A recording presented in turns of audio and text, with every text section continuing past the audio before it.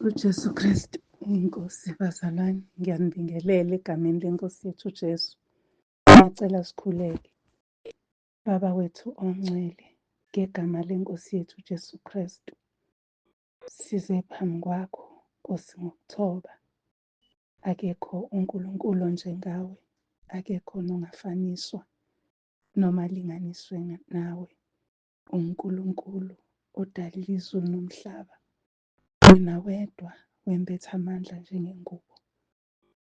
Siyabonga Baba wethu ongcwele, wena osekela umhlaba, wawudala wawumisa phezu kwesilwandle. Izulu liyisihlalo sakho, kanti umhlaba isinabelo sey'nyawo zakho. Siyabonga Baba wethu ongcwele ukuthi singabantu usikhumbule, usazi namagama ethu, usazi ukuphila kwethu, usimisele ukuphila emandulo. Nkosi, wazi iy'ndlela zethu, wazi imicabango yethu, wazi nokuhamba kwethu nokulala kwethu, kwaziwe nguwe konke. Siyabonga Baba wethu ongcwele, ubengaphumaphi obenganakekela kangaka. Siyabonga Nkulunkulu wethu ukuthi awuzange udalwe umuntu, kodwa wena ukudale konke.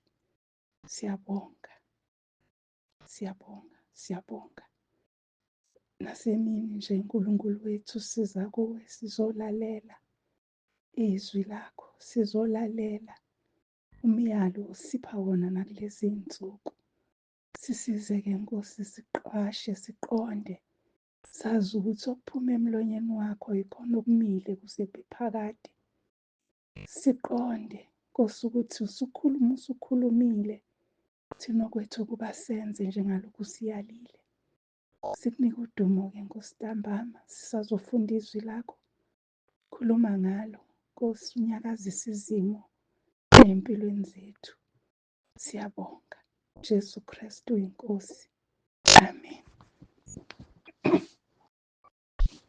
Ngiyanibingelela-ke bazalwane egameni lenkosi yethu uJesu Kristu. Ngizongixolela-ke ucingo lwami lubuye lungaphikhi kahle. Angazi. Kodwa-ke kuba njalo nje. Ngizocela-ke sivule incwadi yabaseKholose. Incwadi yabaseKholose uchapter 2. Sizofunda nje uverse 8 wakhona.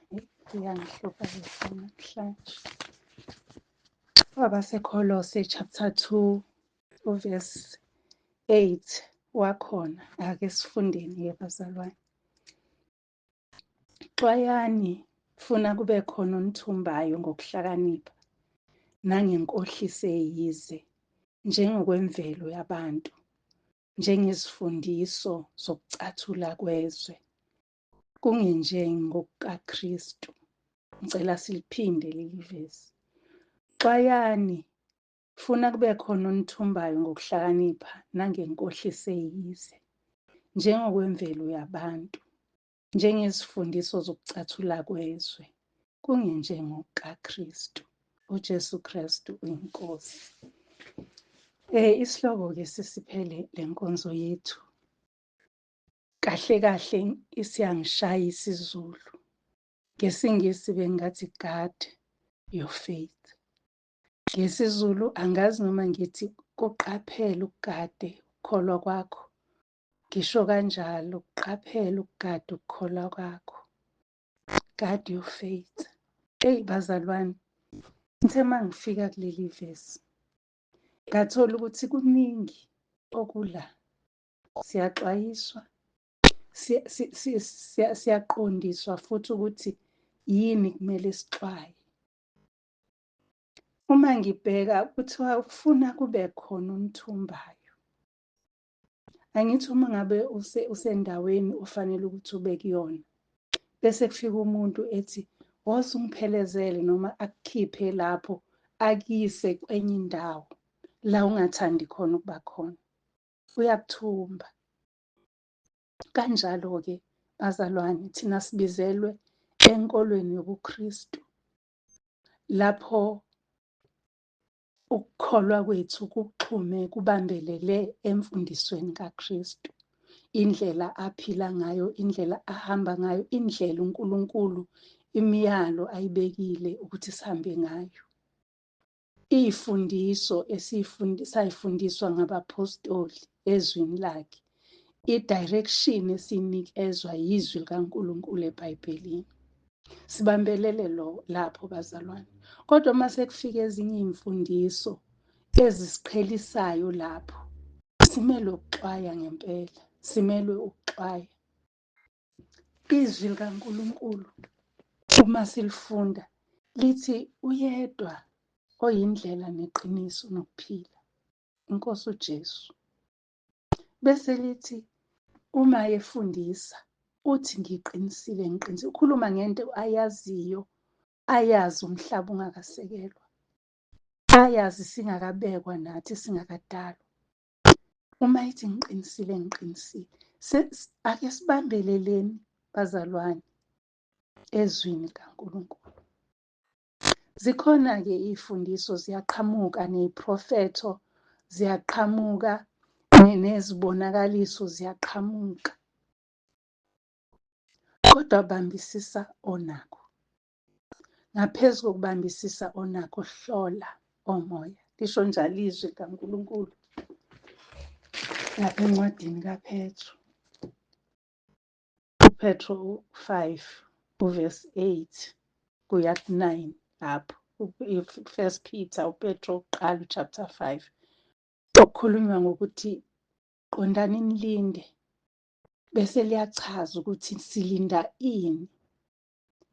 Isitha leso esenzani. Bese liqhubeke uvesi 9 wakhona uthi ngimvile. U1 Peter lo chapter 5 bazalwane uvesi 8 and 9 sifundeni. Qondani nilinde isitha senu uSathane siyahamba njengebhubesi elibhodlayo sifune singamgwinya. Bese uvesi 9 ethi melanani naye niqinile ekukholweni. Uma wazi ukuthi umi kuphi edwaleni elinguKristu, qina, bambelela nje uqine. Nazi ukuthi zona lezo zinhlupho zehlela abazalwane benu abasezweni. Hhayi-ke angizogxila lapho, ngigxile ekutheni asilinde, asiqonde silinde. Bese ngithi-ke simelane nesitha. Singavumi bazalwane noma yini engekho ezwini. Bese kuthi lapha kuyizenzo. Senzo ubani kambe Nkosi yami? Kukhulunywa ngokuthi simele ukuhlola, sihlole imibhalo. Izenzo 17 ekhuluma ngokuthi sihlola imibhalo ukuze sibe nokuqonda okupheleleyo. Simelana kanjani nokuluthwa? Simelana kanjani nokuthi sithumbeke? Uma ngabe sesilingiwe sasuka sesithunjiwe, sisuke emseni kaNkulunkulu sangena la kungemnandi khona, ekubhubheni kwesihogo bazalwane. So asixwaye, asiqonde nje, silinde, sizigade ngendlela emangalisayo emfundisweni yezwe, emfundisweni eziyize, emfundisoze. Uthi-ke izenzo 17 uvesi 11 uthi labo-ke babe bahle kunabaseThesalonika, akubalulekile-ke lokho. Nakho-ke engifuna sigxile kukho, balamukela izwi ngenhliziyo yonke, bahlolisisa imibhalo imihla ngemihla ukuba zinjalo yini lezo zinto. Nanso-ke indaba bazalwane, asingathumbeki, asingadidiseki, asingazitholi si-compromised ngenxa yezimfundiso zezwe. Asingazitholi sinokudideka ngenxa yezimfundiso zezwe.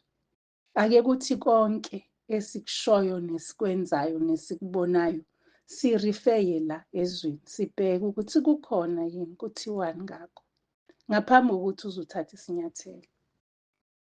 Kuyenzeka ukuthi sigxume singene ngoba sizwe kuthiwa kuhle, noma ngabe kuhle kangakanani, kodwa uma kungayisi ekuphileni, uma kungayisi kwaJesu, kungayisi ezulwini, kubhekisise ukuxwaya.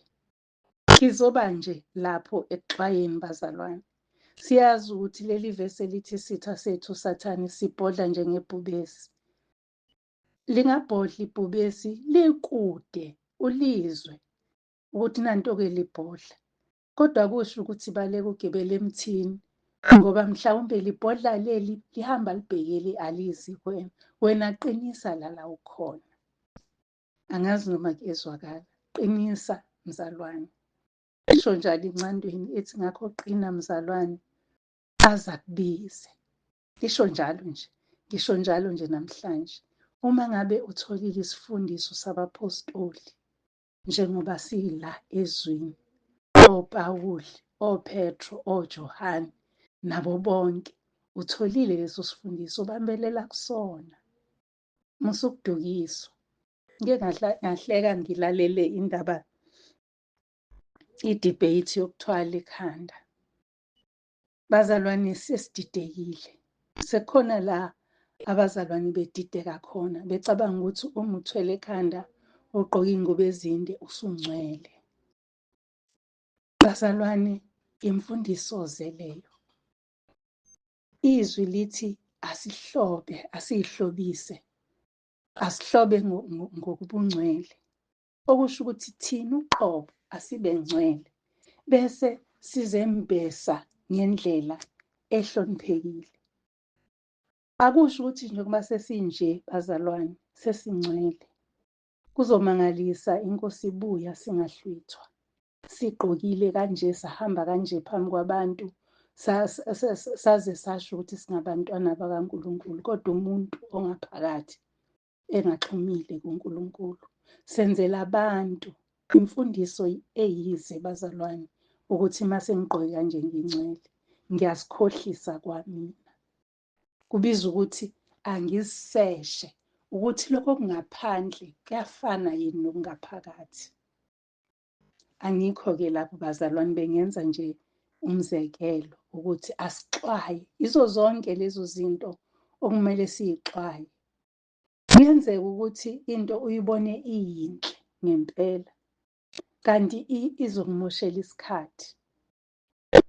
Kunokuthi ugxile ezwini, usuzothi noma ngabe uyangena esontweni noma-ke enkonzweni thizeni, ubese ungasalalela ngisho ukufundwa kwezwi, ngenxa yokuthi usubone ukuthi abantu bala abagqokile ngendlela, mhlawumbe benza izinto ngendlela ongayijwayele.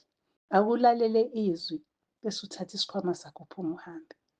Mina bengingasho njalo bazalwane, ngoba izwi likaNkulunkulu limile liqinile futhi aligudluki, futhi izwi likaNkulunkulu uma lizofundwa eBhayibhelini linjengoba linjalo. Uma ungena bengawaphethe amabhayibheli bengawafundi, phuma, hamba, ngoba awuzukuyihlola ndawo le mbhalo abayishoyo. Uma ngabe ngikhuluma nawe ngikutshela into ungakwazi ukuyihlola ezwini, dlula kuyona uthathe ezokuphilisa. Ngilapho nje bazalwana-ke sigade ukukholwa kwethu, sikuqaphele, funa silahlwe sesikholiwe kangaka. Funa silahlwe, iNkosi uJesu ithi angizange nginazi. Bazalwane, statement esibuhlungu ngendlela emangalisayo. Sesishumayelile, sakhuleka, sathandaza nasemabandleni, sathandaza nasey'tradini, sathandaza nasemakhaya, sahlabelela, senza konke okufanele. iNkosi ithi angizange nginazi, angizange nginazi. Asihloleni imibhalo, siyihlolisise nje imibhalo. Uthi mangabe uzwile into ekwenze wayithanda into, bese uye ezwini uyicinge. Uma ngabe ikhona, gijima nayo. ungayiyeki. Kodwa uma ingekho, funa ukuzokuphilisa. Ake siqaphele ukukholwa kwethu. Ake sikubiyele, ake sikugade. Ungavumi, mzalwane, ukuthi udidwe into yamasiko. Kuze kube khona izwi elikhuluma ngakho ukuthi siyeke iy'mfundiso zikaNkulunkulu, sinamathelise amasiko ethu kuzo. Uyazi ukuthi laphaya encwadini kaMark, uMark chapter 7, uthi ngiyifunde khona ngezi kuyiphazamisa bazalwane, ngezi kuyiphambanisa, ngiyibeke ngendlela engiyi-understand-a ngayo. Ngcono ngiyibeke ngendlela engiyifunda ngayo phansi. Mark 7 verse 8 and 9. Uxolo. Uthi-ke uverse 8,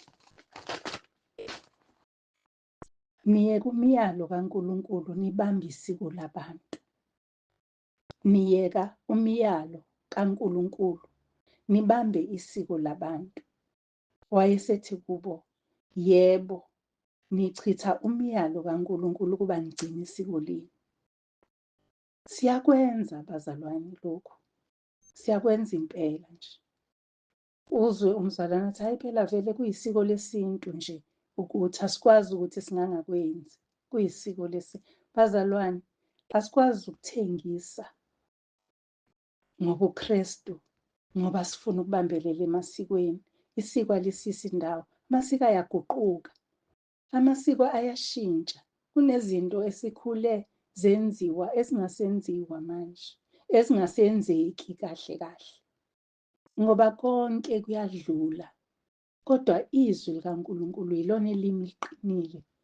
uJesu Kristu unguye izolo namhla naphakade. uJesu Kristu inkosi, bazalwane. Manje-ke kusho njalo kumaHebheru, lapha kumaHebheru 13 verse 7, usho njalo nje ukuthi uJesu Kristu yena izolo nanamuhla yebo naphakade. Manje masingangabambeleli kuyena okuyena ophakade, sibambelele ey'ntweni zethu ey'phelayo, ezifa nabantu, ezifa eziyimikhuba yezwe. Imikhuba yezwe iyashabalala, iyaphela, iyaguquka, iyayekwa. Kodwa izwi likaNkulunkulu uma ngabe uliyeka usufile. Uma uzoyeka izwi likaNkulunkulu usuvele usubhubhile emlilweni wesihogo. Bazalwane, siyaxwayiswa kule nto. Ilona-ke izwi likaNkulunkulu lelo elisihlomisa ukuthi senze imisebenzi emihle. Ngoba uma ngabe ubambelele ezwini uzokwenza konke okuhle.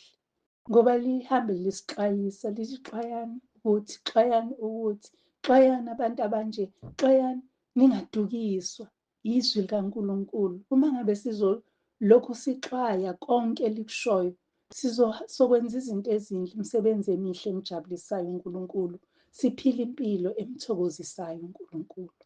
Okuwukuthi thina sizophila phakade, thina phakade already sizobusa kanye noKristu, lisho njalo izwi.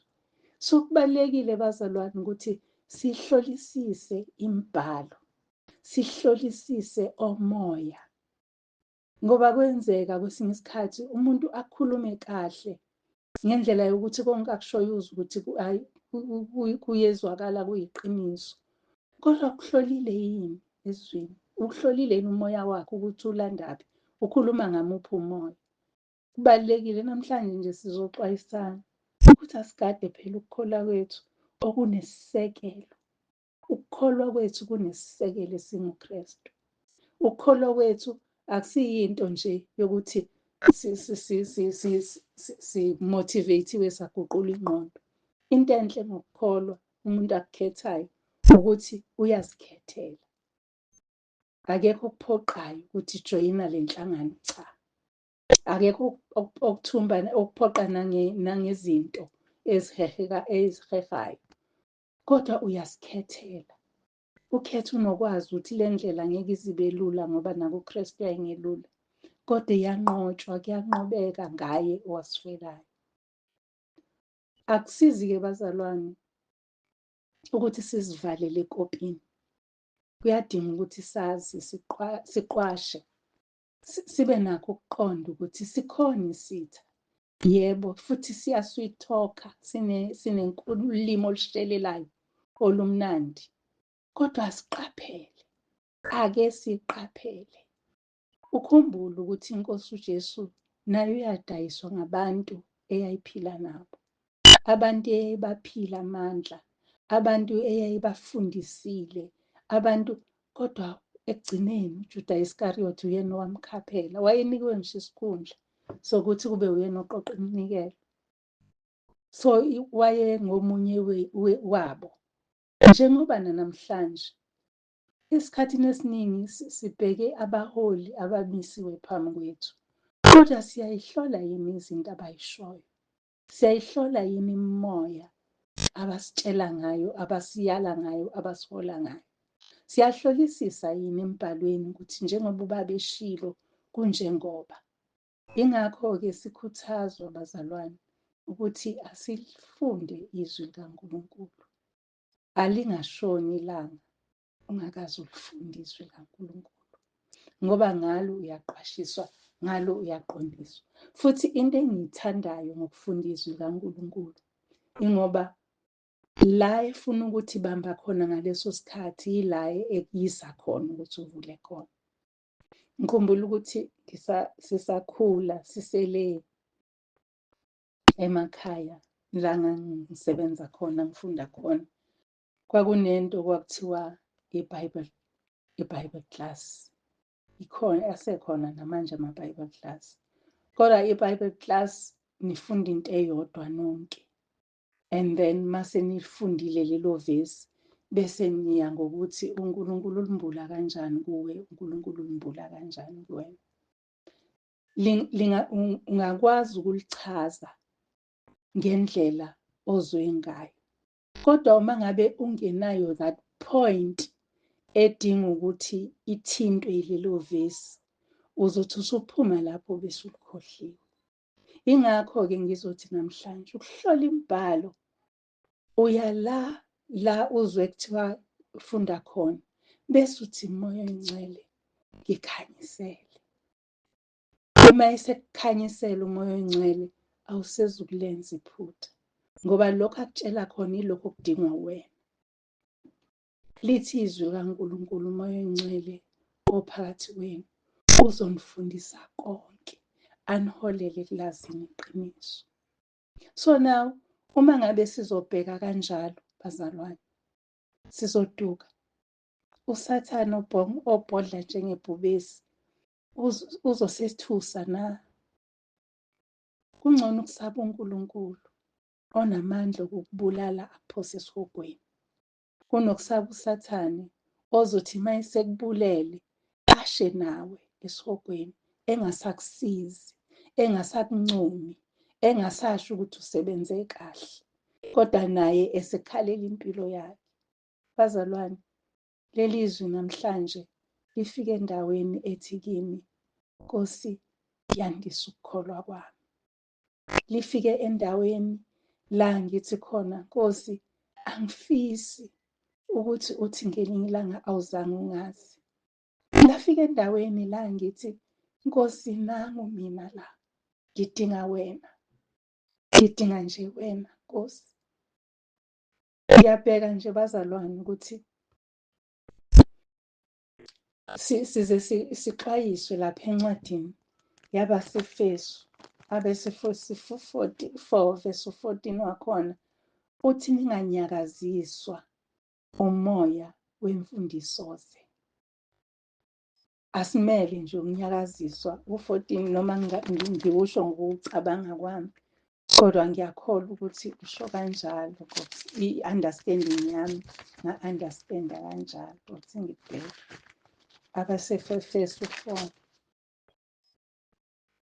verse 14. Ingaze ngikhuluma okuyize ngona uNkulunkulu. Uthi-ke ukuze singabe sisaba izingane, sishukunyiswa okwamaza, sipheshulwa yimimoya yonke yezifundiso ngenkohliso yabantu, ngobuqili obunamacebo okudukisa.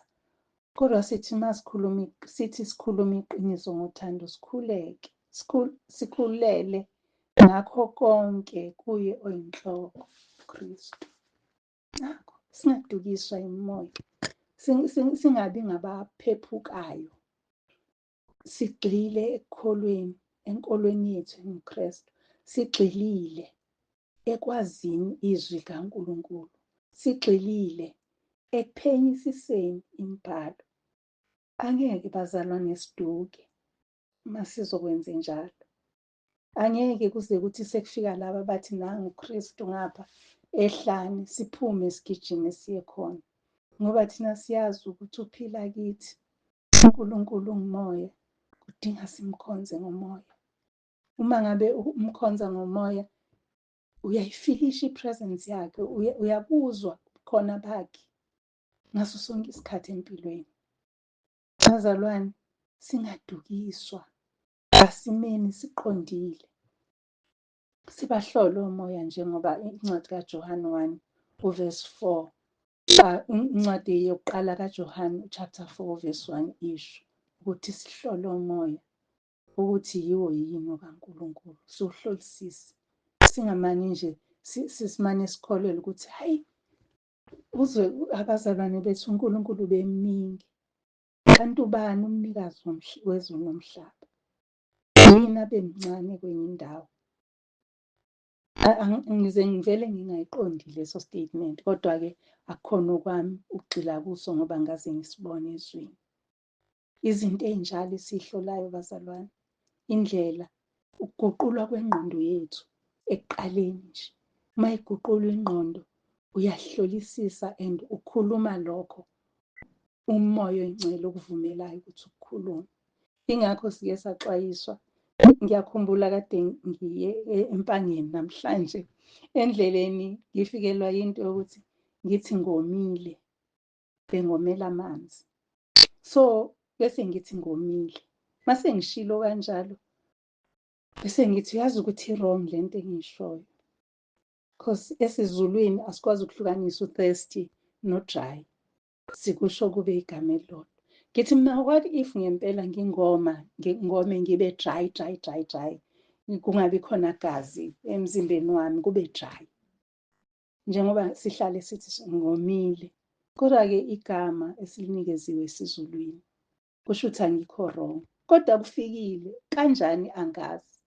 Bazalwane, ngisuswa indaba yokuthi sithi safa ilanga, ngafa indlala, angiphume kuleyo. Sikhuluma ukuthi asikuqaphele ukukholwa kwethu bakwethu, sibheke ukuthi amasiko ayaguquka, kodwa uJesu Kristu uyizolo nanamuhla, yebo naphakade. Sibambelele kuye, singaze sidideke, singaze sibe nakho nje nokuthi ingqondo yethu iyadideka, ngoba kufanele iguqulwe kahle kahle. Siyiqaphele ingqondo yethu ingadungwa nje iyinkolo eziyize. Ngaleyo ndlela masiqaphele ingqondo, ingathi phela kuthiwa yenziwe ibe yintsha. Uma ngabe ingqondo isiyintsha, singayivumeli-ke ukuthi idungeke. Izwi likaNkulunkulu bazalwane leli, uma ngabe sifisa ukulihlola, sizolihlola ezwini. Kulamazwi engiwafundile namanye engingazange ngawafunda, ngoba simelwe ukukhonfema ezwini. Sihlole umoya, sikwenze konke nje okufanele sikwenze. uJesu Kristu iyinkosi bazalwane, ngicela sikhuleke. Baba wethu ongcwele, ongubaba weNkosi yethu uJesu Kristu, siyabonga izwi lakho nantambama. Sikunikeza udumo, wena wedwa lungo lwakho lukufanele, wena owembethe amandla njengengubo. Nkulunkulu wethu, wena wedwa oyinqaba nesiphephelo sethu. Siyabonga Nkulunkulu wethu ukusikhumbula ngale ndlela ukuthi usixwayise, sengathi ungasihambela ngabanye, ukhulume nathi nasey'nzulwini zobusuku. Nkosi, lapho uthule kuthenya, ukhulume nomuntu ngomuntu, ukhulume naye kuze kuthi nalabo Nkosi ubabekile ukuthi babe ngabalindi. Nkosi basilinde ngeqiniso, bangathuli njengalokhu kusho kuJeremiya, bangathuli Nkosi ngey'ndaba zakho, kodwa basilinde ngeqiniso. Ubasize Nkosi bakhuthalele nokuziveza bey'sebenzi ezithembekile. Bese sibambisise ngempela iqiniso esilizwile. Singadideki njengoba usho kuThimotheyu, singadideki, sibambisise lokhu esifundiswe khona. Sithole ngeqiniso lakho Nkosi, namanje biyela abantwana bakho ngamunye ey'meni zonke esibhekene nazo. Sinakho Nkosi ukuqonda ukuthi okunye ngeke kushintshe noma singakukhulekela, kodwa lokho kuyintando yakho, ikona esikucelayo. Sikucela ngokubonga uJesu Kristu uyinkosi. Amen. Siyambonga uNkulunkulu, bazalwane bezwi lakhe ntambama. Eyi phela sesasukuma ngekhorasi, akusasukumeki nje ungathi kodwa-ke sibonga uNkulunkulu nangakho konke lokho bazalwane. Eyi ngiyabuka nje ukuthi heyi iminyaka iyahamba, uNkulunkulu usasenzela umusa, siyaphila, siyaguqa, sisukume, sihambe, sikhulume, sibone mehlweni, kuwumusa omncwele. Ngokuvuma kweNkosi sibheke emafakatini ngale weekend. Bazalwane, oseduze aphumelele, siyodumisa uNkulunkulu ngemisebenzi yakhe emangalisayo, siyibona ngamehlo, siyibone nangemiphefumulo yethu. Uma kwazi ukufika, fika siyokhonza iNkosi. uJesu Kristu inkosi, siyamthanda. uJesu Kristu inkosi.